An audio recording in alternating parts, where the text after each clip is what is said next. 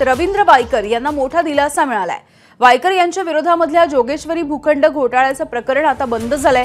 गुन्हे शाखेने दाखल केलेला अहवाल गिरगाव महानगर दंडाधिकारी न्यायालयाने स्वीकारलाय।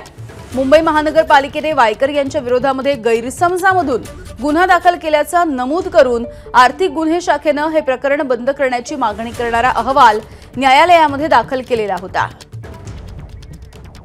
अमेय राणे आमचे प्रतिनिधी आपल्याला अपडेट्स देत आहेत। अमेय, काय नेमकं प्रकरण आहे आणि आता वायकरांना एक दिलासा?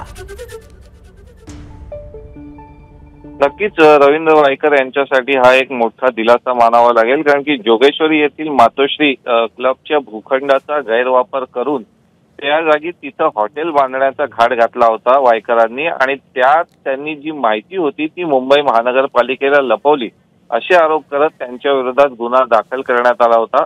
परंतु त्यानंतर वायकर हे सत्ताधारी पक्षात सामील झाले आणि त्यानंतर हा कुठेतरी तपास जो आहे तो संथ गतीनं होऊ लागला आणि आता त्याच वायकरांना क्लीन चिट देऊन मुंबई पोलिसांनी केवळ गैरसमजातून हा गुन्हा दाखल झाल्याचा अहवाल जो आहे तो कोर्टात सादर केलेला आहे आणि दंडाधिकारी कोर्टानं हा मान्य करून रवींद्र वायकरांना या प्रकरणी एक मोठा दिलासा दिलेला आहे। त्यामुळे या प्रकरणी आता रवींद्र वायकर यांच्या विरोधातील तपास बंद झालेला आहे।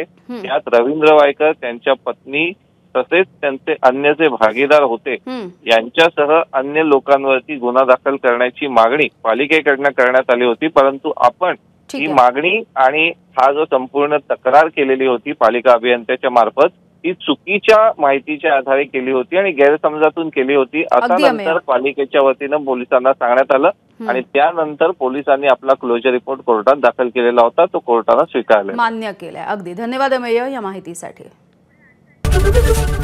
एबीपी माझा, उघडा डोळे बघा नीट।